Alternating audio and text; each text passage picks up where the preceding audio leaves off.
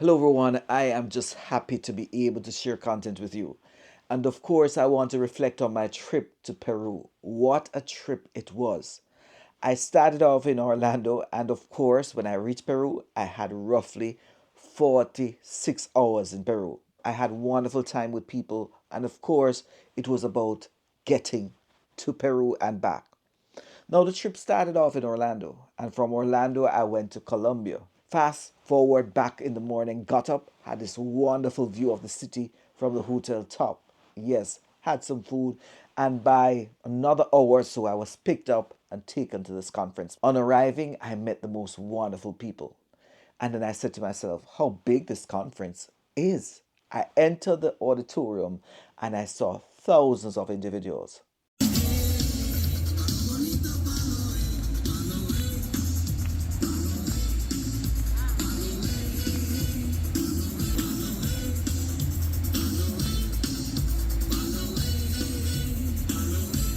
For a moment, I thought, yes, this is a large number. And indeed, it was a large number.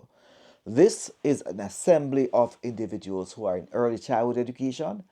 And every year they have it in different regions in Peru. Now, thousands of individuals were in the space. And of course, the pedagogy and the energy was real. I felt as if I was back in teacher training when I heard individuals talking about Vygotsky, Piaget, and of course, all these individuals that are core to education. And I said to myself, I only wish that artificial intelligence was aligning the concept that these individuals were talking about. Yes, they talked about strong dominant theories and theories that I sometimes wonder where they have gone. But I'm happy to say that this conference was worth listening to the speakers, of course, and understanding that, listen, this journey that we have, wherever you are, about childhood education is still dominant on theoretical principles. I realize that the issue of pedagogy is disappearing as people just talk about artificial intelligence. But no, not at this conference. Everyone seemed to be aware of the importance of matching pedagogy in what they're doing. If they're talking about child development, they are making that connection to pedagogy. It was so refreshing to hear. And of course, we had some strong speakers. There were speakers who were excellent. They were from Venezuela, they were from Mexico, and of course, I represented, of course, the Caribbean, Jamaica, and United States. Yes, all three intersectional kind of connection there was good. And as I looked at it, I said, day one. Day one was a lot of movement, and I had to get away for a little movement. And let me see, I had the most wonderful person with me. She was assigned to be the interpreter. And let me tell you this, she was outstanding. Every detail she gave me about the conference, she was always there to support me on this sort of pathway. And I want to reflect on inclusion because I think that's important. She never allowed me to ever had a chance of feeling left out. If there was a conversation, she would tell me. I was using my application, she sees that it's not working to translate, she would help me. And I said to myself, hat off to this individual. Of course, excellent person, not just as an interpreter, but as a person that I gained a trust with and also enjoyed company with her husband and her children. Excellent. I have to give a shout out for that because they made my experience in Peru excellent, along with the other educators and organizers. Special shout out to them. So, you know what? We had to take leave. So we went out a bit and we went out to see some parts of the area that we were in at that point in time. I went and we looked around and we traveled here. We got a few things here and there, but it was worth the trip. I enjoyed it.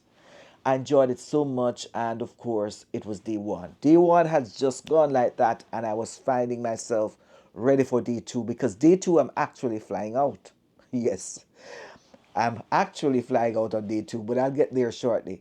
So, day two is here, and I'm there at the conference. They have speakers there, and I'm, of course, the one to start the conversation in the morning. And it's about artificial intelligence and, of course, early childhood education, a topic that needs to be addressed, a topic that we have to understand that we need to address it because At this stage in our game, we need to understand that those users of artificial intelligence and quantum computing, they're right here coming up. And if we are to be at all okay, we have to give the gift of the generation coming up the critical thought, the critical literacy, the critical understanding of what artificial intelligence is. And that's a fact. So people might ask, how do you go into the field of artificial intelligence in early childhood education? No, simply put, I am an individual who has taught in early childhood education for several years. I've lectured in early childhood education and I've never left the field. My work is always connecting technology to educational learning spaces. And for the record, I do have a degree in psychology, I have a master's in special needs and inclusion, and of course, a doctorate in language and literacy in education. All are tied seamlessly to, of course, AI that talks about the use of language, which is algorithm, of course, in getting things done. So I do not isolate my thought. Now, back to the issue of early childhood education. I've written on the topic, done the research too, and of course, think deeply about education, context, and of course, artificial intelligence. So it was my time to present, and of course, I had a wonderful interpreter there with me again. And of course, we went through the session. It was eye opening. The warmth and the reception of the people that I engaged with was beyond what I thought about. And of course, we needed some time for me to see the area. The wonderful people around organized that I was on a mission again to see Lima. And we took a drive in, of course, by her husband, and we were driving around, showing me the spaces and the places around Lima, and just enjoying the wonderful atmosphere of that city. Yes, it was busy.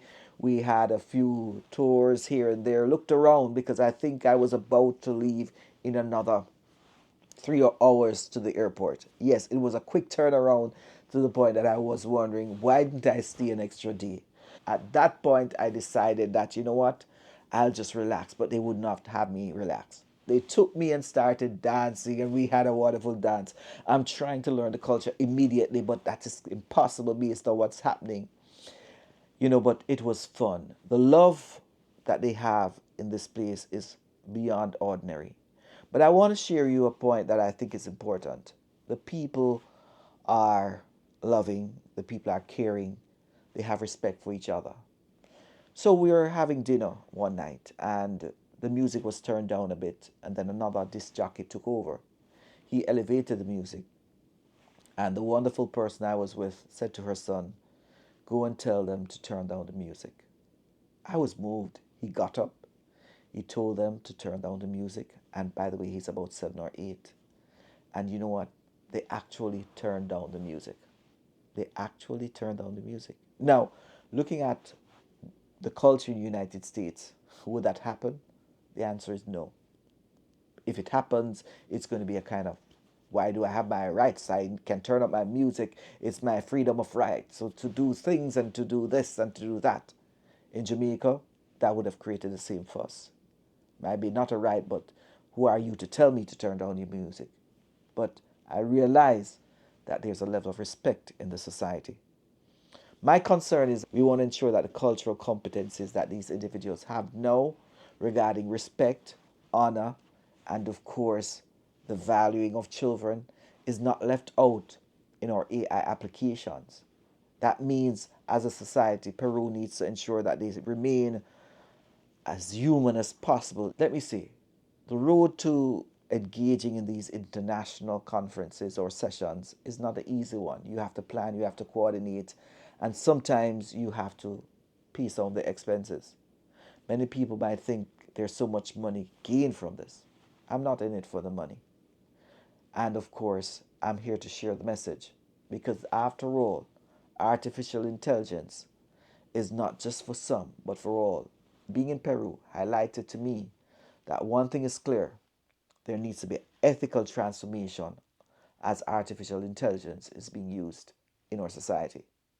Without that, we lose sight and vision of human oversight, which is, of course, detrimental and will lead to, of course, the elimination of some culture in our society. Let's not forget that Peru, the Caribbean, and Latin America, They are accessing data sets from these dominant countries. And we do not want these dominant countries to erode the cultural dominance that these countries have within their territories. And that's all for now. And thanks for watching. Please remember to like and subscribe. It was just a short overview of my trip to Peru and back in 46 hours.